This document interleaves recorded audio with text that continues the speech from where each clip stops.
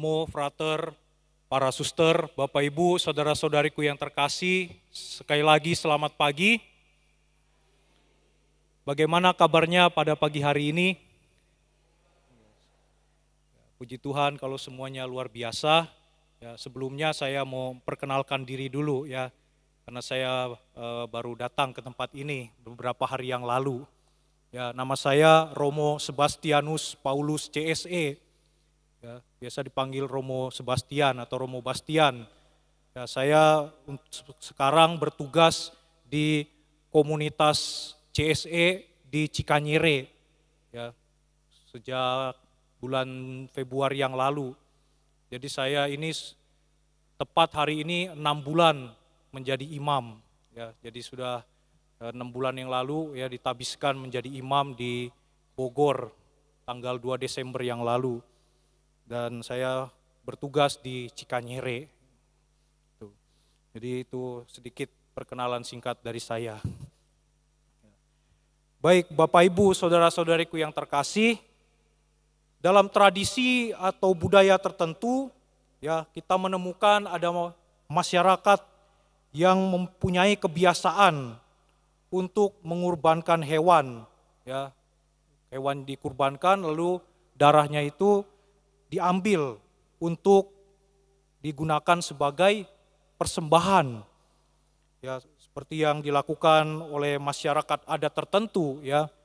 Ada yang mempersembahkan darah binatang ya untuk menolak hal-hal yang sial atau juga yang ingin sembuh dari sakit penyakit. Ya, jadi itulah kebiasaan kita ya yang masih percaya akan animisme atau dinamisme itu ya, masih mempersembahkan yang namanya darah binatang ya untuk menolak bala ya istilahnya, atau menolak hal-hal yang sial dan juga untuk hal-hal lainnya. Nah begitu juga ya persembahan darah ini juga terjadi di zaman Musa, di zaman perjanjian lama. Ya seperti yang sudah kita dengar dalam bacaan pertama tadi ya. Bagaimana Musa mempersembahkan hewan berupa lembu jantan sebagai kurban keselamatan kepada Tuhan. Ya, ini sebagai sebagai perjanjian ya yang mengikat antara Allah dan juga Yahweh kala itu. Ya. Nah, ini masa Musa ini menandai perjanjian ini ya dengan darah lembu jantan ya. Dan ini ya mengingatkan Israel akan janji mereka kepada Yahweh untuk melaksanakan firman-Nya ya. Jadi untuk sebagai janji untuk melaksanakan apa yang difirmankannya. Karena apa? Karena mereka itu telah dibebaskan dari perbudakan bangsa Mesir. Ya, ini yang dilakukan oleh Musa ya. Nah, persembahan darah hewan ini ya sangat kental pada zaman perjanjian lama itu. Ya. Darah itu sebagai tanda perjanjian antara umat Israel dan Yahweh, yang ini juga ditegaskan lebih lanjut pada bacaan kedua yang kita dengar. Ya, di mana darah Kristus ya. Jadi darah Kristus itu memiliki nilai yang lebih tinggi dibandingkan darah binatang ya, darah lembu jantan, darah domba, darah babi dan sebagainya ya. Jadi istilahnya lebih tinggi atau lebih suci dibandingkan hewan-hewan itu ya. Makanya dikatakan tadi ya, Kristus sendiri yang mengorbankan dirinya baik tubuh maupun darahnya. Nah, darahnya itu menyucikan hati nurani kita dari perbuatan sia-sia agar kita memperoleh hidup. Ya. Kita akan memperoleh hidup ya kalau kita menyucikan hati kita dengan darahnya ya. Sebab Yesus sendiri berkata ya dalam ajaran roti hidup bahwa barang siapa makan dagingku dan minum darahku, ia memperoleh hidup yang kekal ya. Jadi siapa yang minum darahnya ya, makan dagingku, minum darahnya, itu akan memperoleh hidup yang kekal ya. Memang ini perkataan yang sungguh keras ya. Memang sulit dimengerti ya, tapi dalam iman kita mengakui ya bahwa kehadiran Kristus ya terutama dalam Ekaristi itu memberikan kehidupan bagi kita ya. Dan inilah yang Yesus nyatakan dalam perjamuan malam terakhir bersama dengan para muridnya yang kita dengar tadi, bahwa inilah tubuhku dan inilah darahku. Ya, ini sebagai darah perjanjian bagi banyak orang. Ya, jadi ketika kami para imam ya mengucapkan kata-kata ini ya, inilah tubuhku yang diserahkan bagimu dan inilah darahku. Ya, disitulah kehadiran nyata Kristus ya kita hadirkan, kita kenangkan ya dalam kurban Ekaristi ya. Ini seperti yang kita sering katakan ya dalam Ekaristi ya. Jadi ketika kita mengatakan wafatmu kami kenang dan ketika setiap kali kita minum makan tubuhnya, minum darahku, wafatmu kami kenangkan ya, dan kebangkitanmu dan sebagainya begitu ya. Jadi itu kita mengenangkan kembali ya, menghadirkan dan mengenangkan kembali Kristus yang wafat dan bangkit dalam Ekaristi itu ya, yang kita serukan dalam anamnesis. Maka Ekaristi sebagai makanan rohani yang menguatkan iman kita ya. Seperti yang dikatakan oleh Padre Rainero Cantalamessa ya, bahwa di dalam Ekaristi tubuh dan darah Kristus itu memberikan energi ilahi kepada gereja ya. Jadi ini suatu kekayaan iman yang sungguh sangat dalam ya, yang sangat agung, di mana Kristus itu ya yang hadir 2000 tahun yang lalu ya kini hadir dalam Ekaristi ya. Jadi kita perlu sungguh-sungguh menghayati ini.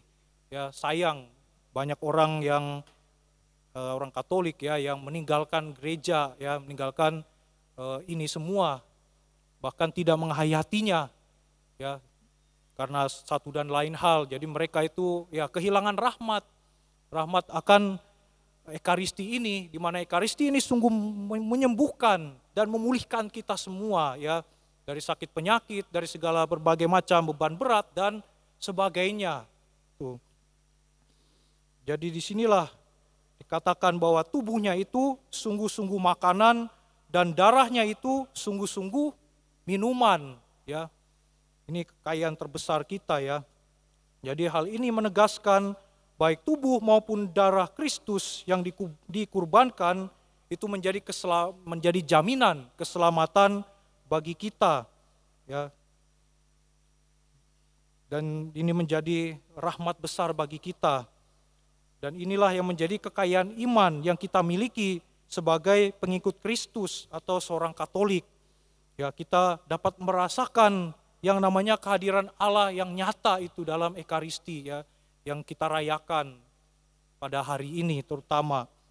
Nah, Bapak Ibu, saudara-saudara yang terkasih, ya, apa yang patut kita refleksikan bersama melalui perayaan ini di hari raya tubuh dan darah Kristus ini?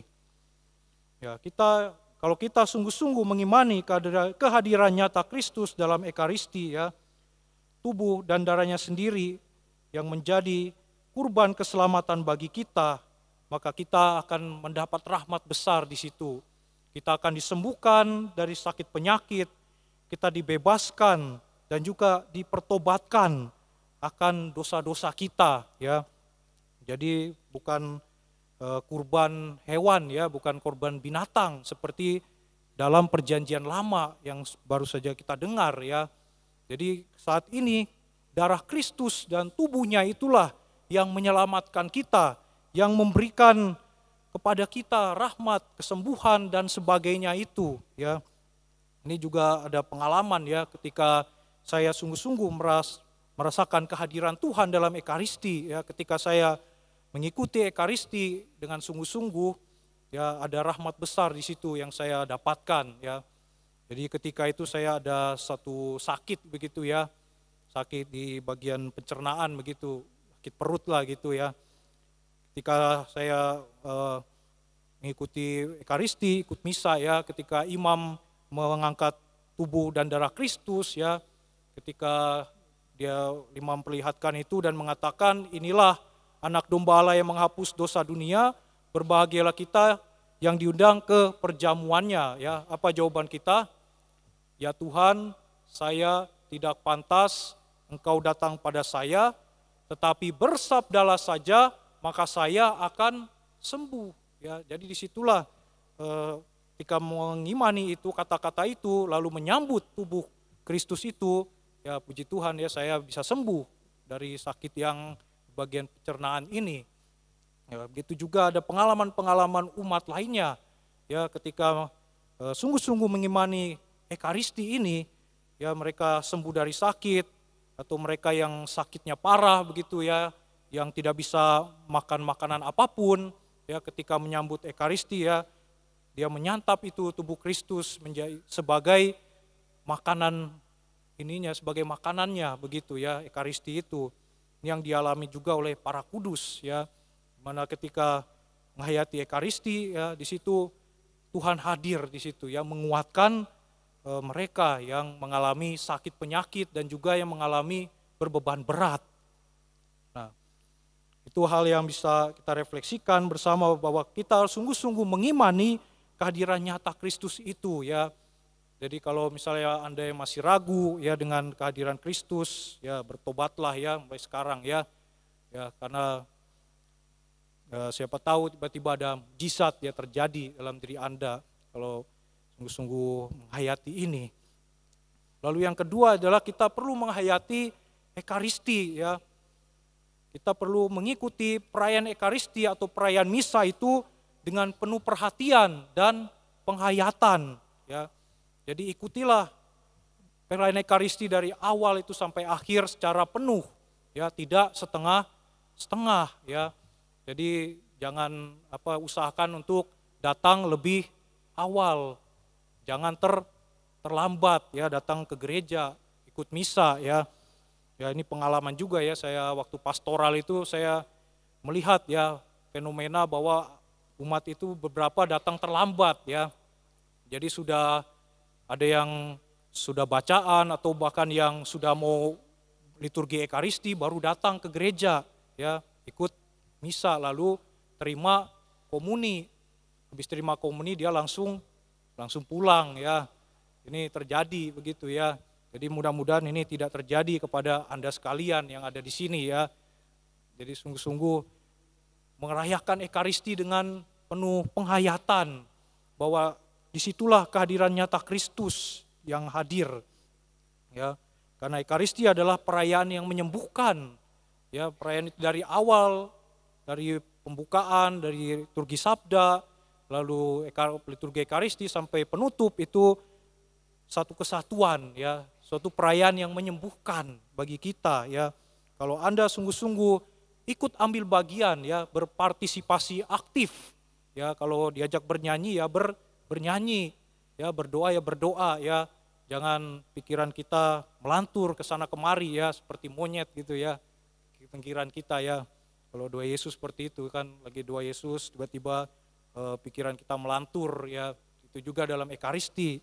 Kita sungguh-sungguh merayakannya dengan penuh perhatian ya, dan juga secara penuh, tidak setengah-setengah ya. Jadi jangan sampai ketika habis komuni langsung pulang begitu ya. Ini yang saya perhatikan itu, pernah ada umat yang hanya ingin menyambut komuni saja gitu ya, jadi tidak ikut secara penuh. Ya, baik Bapak Ibu saudara-saudara yang terkasih ya, melalui perayaan pada hari ini ya, mari kita sungguh-sungguh untuk menyadari warisan iman ini ya, di mana Kristus memberikan tubuh dan darahnya sebagai perjanjian yang mengikat dan menyelamatkan kita, karena kehadirannya itu sungguh menghidupkan kita ya. Jadi kehadiran Kristus ini ya melalui darahnya yang suci ya, karena Yesus tidak berdosa ya, dia sebagai anak domba Allah yang menghapus dosa dunia, menyelamatkan kita dan menyucikan kita ya. Jadi kita diselamatkan oleh darahnya sendiri ya, bukan darah binatang dan sebagainya ya. Darah Kristus itulah yang menyelamatkan kita semua. Untuk itu mari di dalam perayaan ini, di hari raya tubuh dan darah Kristus ini, mari kita mau semakin menyadari bahwa Kristus sungguh hidup, sungguh ada di dalam Ekaristi yang memberikan kita rahmat besar. Kita disembuhkan dari sakit penyakit, dibebaskan dari segala macam derita, beban berat dan sebagainya, asalkan kita mau mengimani kehadirannya yang hidup itu. Tuhan memberkati kita semua.